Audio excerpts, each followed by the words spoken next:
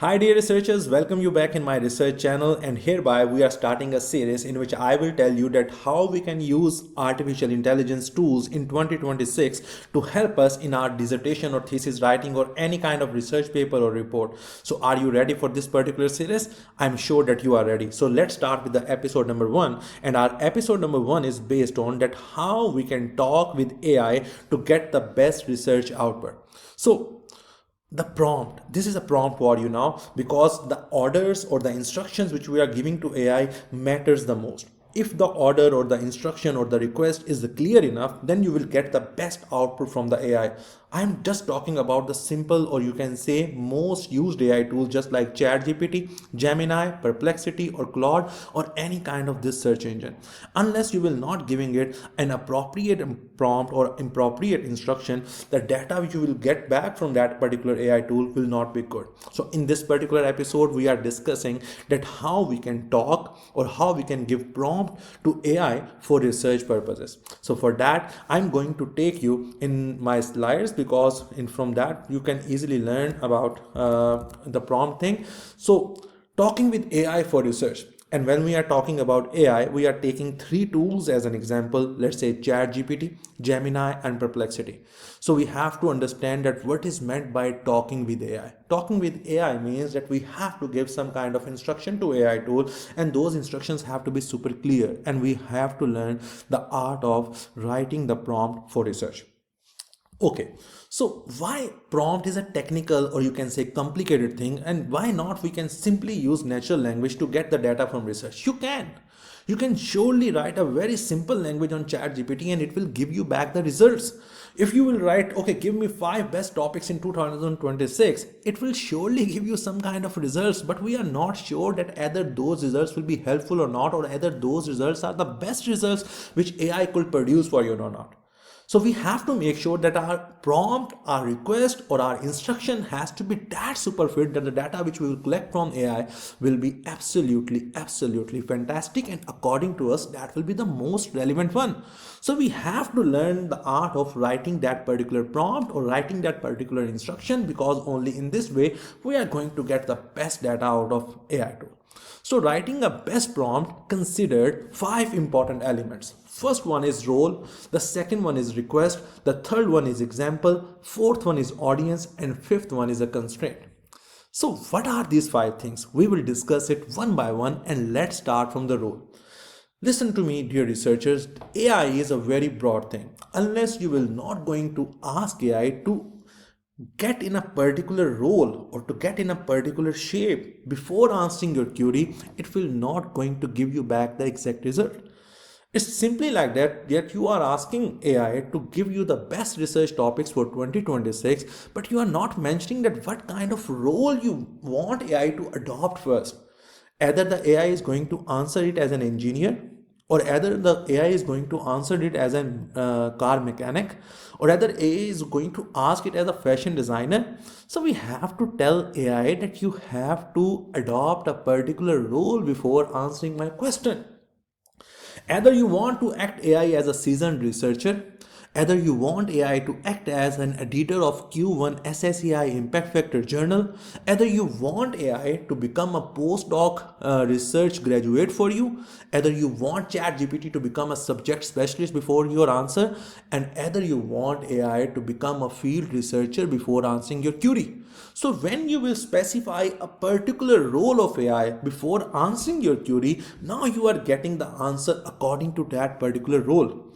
So either we want to get results from an editor perspective, then we have to mention that particular role. Unless we are not specifying the role, we are not sure that what is AI mentality in answering that particular query.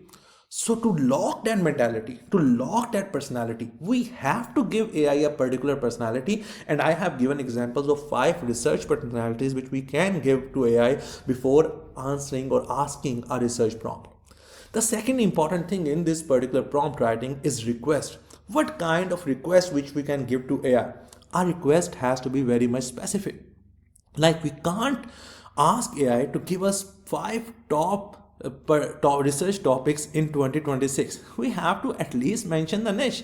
Give me 5 best research topics in 2026 on marketing. No, this also is not specific. We have to say that give me five those particular research topics in 2026 based on marketing which have not been explored before. Okay, I can get more and more specific in my query. So go in as much as details as you want to give proper instruction to AI so it can give you the appropriate result. The more generic you will be, the more generic answer you will get, and those generic answers will not gonna help you because they will be too much broad answers, and the research is not about all about broadness. It has to be specific to answer your particular query. The second thing is you have to make AI learn. With the help of the request which we are giving to AI, the request which we are putting forward in front of AI, that helps AI to learn not only for our query but for all the other future queries which will be put on it. So we have to use those kind of languages in which we are teaching AI. Try to be a teacher while writing that particular request, and a teacher explains each and everything in a comprehensive manner, in an exhaustive approach where he or she never miss a thing. So try to be as detailed as possible. The third thing is minute details never harm. Exactly. So sometimes we think, okay, that is an obvious thing. No, nothing is obvious when you are giving instruction to AI. You have to use all the minute details which we have in your mind or which you have on your notebook. Try to give all those minute details to AI so it can completely grasp what you try to say or what you are requesting from it. So after assigning the role, okay, act as an editor of Q1 SSEI Impact Factor Journal, and now tell me that what could be the best marketing research topic on which if I will write a paper could easily be published in 2026 in any good impact factor journal. So now there was a role attached with it, and now there is a request attached with it. So first of all, I assigned it as a role of editor of any Q1 SSEI journal, and then I put forward a request to give me a marketing topic which could be easily published in 2026 in any impact factor journal. So this is request. This could be specific. This could be as detailed as possible, and this could not miss any kind of minute details. Coming towards the third point, and that is examples in research prompt. So sometimes we have to give AI the examples of what we are looking for. Let's suppose I'm looking for research topics and the modern research topics in 2026. So I can give some examples to AI. Like I could say, okay, such as AI in marketing, such as generative AI in strategy, or you can say mind fuse in AI, or you can say artificial intelligence, Internet of Things. So I have to give AI some example of the concept, so when it will return back in the topics, it could understand, okay, what that person is expecting exactly. So examples help AI to understand our context of frame, that what kind of topics we are looking for. If we will not give examples, nothing means that it will not give you back results, but examples will make it understand that what your mentality is right now and what kind of topics you are exactly looking for. Examples are not just consisted of the concept. We can specify the names of journals even. Okay, try to give me those research topics which has potential to get published in Journal of Marketing in 2026. We can name some area of interest, just like I have told you, AI Internet of Things, AI words of mouth, AI buzz marketing, each and everything. We can use those kind of terms to make AI understand that what kind of terms we are looking for in our research topic. Then we can hint of some publisher's name too. Okay, don't just try to be an editor of Q1 SSEI journal. We can simply say that try to be a editor of some kind of well published, well reputable publisher, just like Taylor and Francis, just like Emerald, Elsevier. We can even specify the journals or publisher's name when we are asking for a research topic too. So this is how we can make our prompt quite useful for any kind of research. Coming towards the next thing, which is audience in research prompt. Okay, what I am an owner of a research firm. I'm a seasoned researcher. I have publications on my portfolio. So when I will request AI any kind of information, I will simply tell it that please give me that information by assuming that I am a postgraduate, or you can say a master researcher. So what you are when you are expecting response from AI? Are you a beginner researcher, or you are a graduate student, or you are not even a researcher, you are just a practitioner, or you are a doctorate student, or you have already been enrolled in postdoc, or you have been an associate professor in a university for almost 10 years now. So what are you? Please tell it AI so it could organize its response to meet your needs and in a way which you can understand. So AI has a capability to teach you one simple thing in 5 or 6 different ways, and those 6 different ways could either be your own kind of personality. So you can tell AI, please give me results by considering that I'm a newbie, or give me results by considering that I'm a graduate student, or a postgraduate researcher, or a doctorate researcher, or a research enthusiast with many publications. So AI will understand that how complex things you can understand and give it response accordingly. Coming towards the next thing, which is constraints in research prompt. We have to set the boundaries of our research too. So we can set the time constraint. Okay, only give me those particular research areas which has been coined in 2025. Don't give me any old area.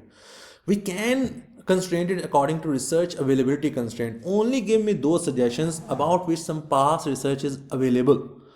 Theoretical support constraint. Only give me those research areas which could be connect with already grounded theory in the marketing, so I must not be afraid of that how theory could support my model. Methodological constraint. Only give me those particular research areas which could be done by quantitative methodology. Volume constraint. Only give me 5 ideas, so I must not have to choose between a lot of ideas which are going to push at me. So these are the constraints which we could attach in a research prompt. So what were these 5 pillars? The first one was role, the second one was request, the third one was an example, the fourth one was an audience, and the fifth one was a constraint. When we will combine these 5 things in a research prompt, the answer which we are getting from our AI tool will be a best one. So let's talk about some other research prompt approaches, which is chain of thought in research. What is chain of thought in research? Chain of thought in research means sometimes you have a complicated task in your hand, a complicated research question in your hand, which you want to ask from an AI tool, but don't ask it in as a whole from your AI. Ask it in steps, or at least mention in your prompt that you want answer in steps so AI could gradually learn. It will give you the answer of the first part, and then you can move towards the second part, then you can move towards the third part. So instead of answering your query or request in one single go, it will take time to understand and get feedback from you either it is going in right direction or not. And if it is going in right direction or not, it will keep giving you response and you can get the best response. This is called a chain of thought in research approach. The second one is the flipped approach. The flipped approach means that before expecting AI to answer you, you have to mention your entire prompt to AI and then ask AI to ask questions from you first to better understand the request. So instead of AI will answering you first, AI will specifically ask some questions from you to completely understand your query, and you will answer your question, and those answers can help to you can say rectify or modify your research query, and ultimately when the response of AI will come, that will be the best response for your research. The last important thing in research prompt approaches is use of delimiters. What are delimiters? The delimiters are the some kind of symbols which could be used when you are asking a very large query. So you can make AI understand, okay, this is one separate portion, this is an other query, and this is an other query. So you have a long task to do, but you want to prioritize the task, or you want to make a sequence, then you put delimiters after each and every query. Or if you have multiple prompts in one single prompt and you want them to solve it one by one, then there is very much use that you use some delimiters in between those prompts. Those delimiters could be inverted commas, which you can put for 3 times. Those delimiters could be parenthesis and backslash. So different kind of delimiters could be used to make instructions separate from one another, and those delimiters could be used to make instructions more understandable for AI. So these were some other research prompt approaches which we could definitely use while talking with AI. So now we should take an example, and I have a perfect prompt example in front of you where I have colored different parts of a prompt in different color. Let's suppose red is giving us that about role, purple is giving us indication about the request, yellow is giving us the instruction about example, the white is giving us the instruction about audience, and the blue is telling us about the constraint. So let me read it for you. Act as an editor of marketing niche-based Q1 SSEI journal by some renowned publishers such as Emerald, Elsevier, Wiley Online, Springer, etc. So in this first part of prompt, I am telling AI that what role it has to be adopted. Now I'm making my request. Provide me with few marketing research areas of interest which are just coined in 2024 or later. These research areas must be such unique and in demand that paper written on them could easily get published in some tier impact factor journals of marketing, especially some Q1 SSEI journal. So I have made my request very much specific. Now, I'm giving some examples. Let me give you some research terms by myself, such as generative AI in strategy, machine customers. So I'm telling it something about research areas so it can give me related areas or as modern areas as they are. Now I'm giving it a perspective of an audience. Deliver me output in a bullet form ideas and present them to me by considering that I am a beginner level researcher. So I want AI to give me response in a very detailed manner. So I must not go to Wikipedia or Google or any other source to just Google other things. Okay, what is the meant by this? What is meant by this, etc. And finally, I'm putting some constraint. Don't give me such research areas which has no research published in last year or which could not be grounded in any famous marketing theory. So what was this?